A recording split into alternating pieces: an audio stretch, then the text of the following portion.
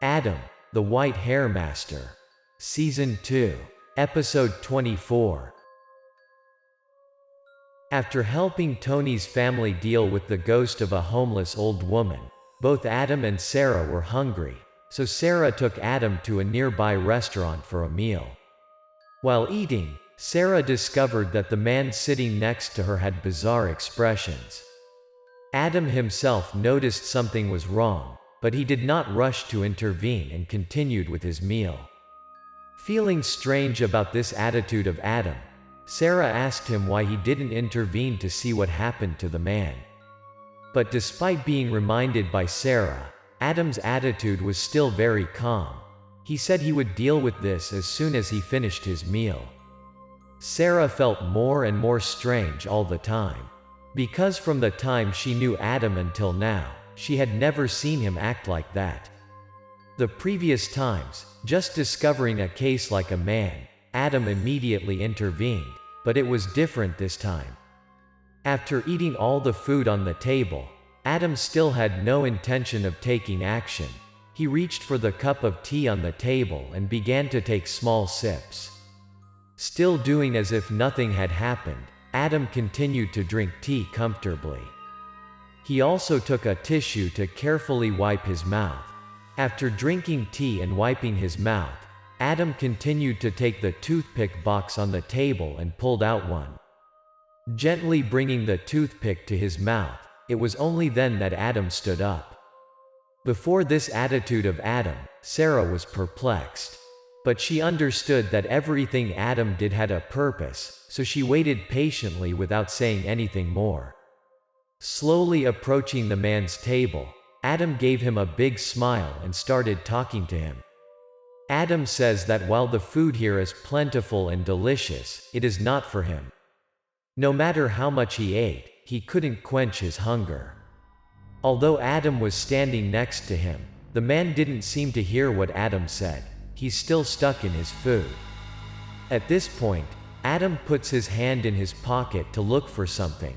While searching, Adam has just said that he will give the man something he really likes.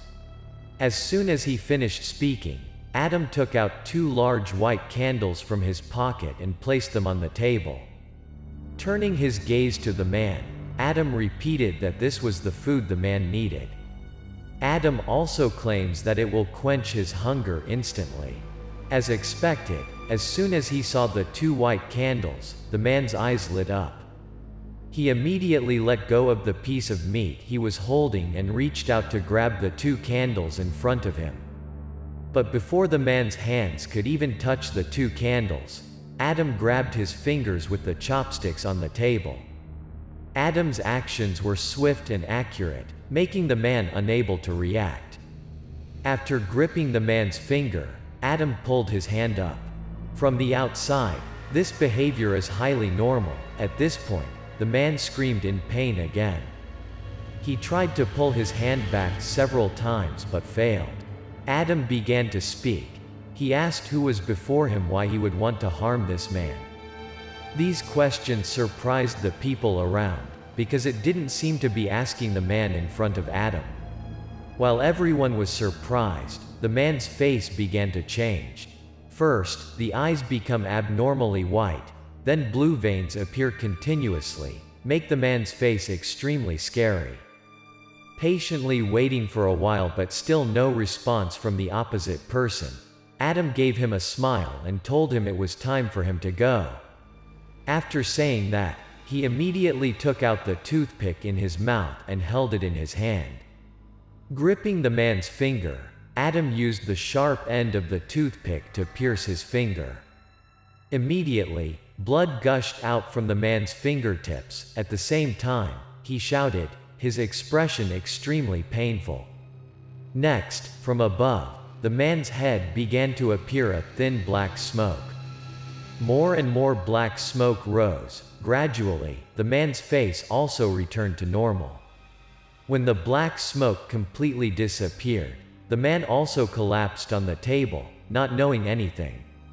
Knowing that everything was resolved, Sarah approached to ask about the man's condition. Adam said he would be fine, temporarily unconscious for a while, and wake up soon. Nothing to worry about." At this point, the curious guests and the restaurant staff also began to see the man's situation. Seeing him collapse on the table made everyone feel anxious. They kept questioning what Adam had just done. Some even attempted to call the police, fearing that Adam had harmed the man.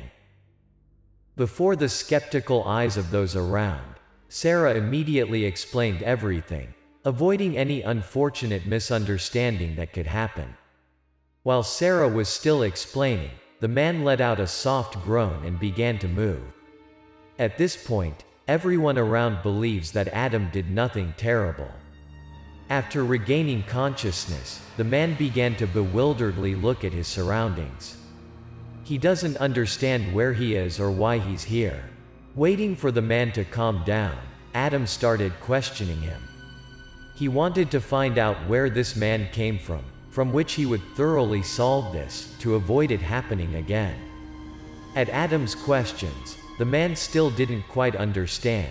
He raised his hand to wipe the food off his face. Instead of answering the question, he asked who Adam was. Feeling that the man was doubting Adam's identity, Adam immediately introduced himself as a magician specializing in exorcism. For the man to have confidence in his abilities, Adam began to observe the man. From the dirt still clinging to the man and especially the characteristic fishy smell of the earth, Adam concluded that this man was working at a construction site. At Adam's correct statements, the man was quite surprised. He kept asking why Adam knew about his work.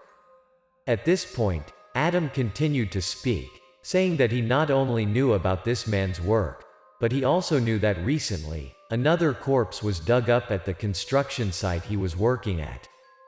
The man became more and more stunned by the time, starting from waking up in a completely unfamiliar place, adding that a young man knows everything about him. The man kept asking Adam why he knew all this. From the man's attitude, Adam knew that his judgment was absolutely correct. Sarah then approached the man, leaned close to his ear, and began to recount everything. Hearing what Sarah recounted, the man didn't seem to believe that he would commit such rude actions. Not understanding what else Sarah said, the man was more and more afraid. Each drop of sweat continuously rolled down his forehead. Adam guessed that Sarah was using her eloquence to add to the horror story. The man became more and more afraid. After Sarah finished speaking, he rushed to hug Adam. He kept saying that everything he encountered was exactly what Adam said. He begs Adam to help him deal with this. Look at Sarah's mischievous smile and the man's frightened expression. Adam understood that Sarah had turned his story into a very creepy and scary one. After a few words of reassurance, the man also regained his composure. He immediately invited Adam and Sarah to another table and began to tell his story. Accordingly, this man's name is Brian. He is a civil engineer and currently works as a captain at a construction site. One day ago, as usual, Brian arrived at the construction site and started handing over the work to his subordinates. At this moment, another of Brian's subordinates ran over in a panic. As he ran, he talked about something that had just happened. Looking at this person's posture, Brian immediately sensed that something terrible had just happened.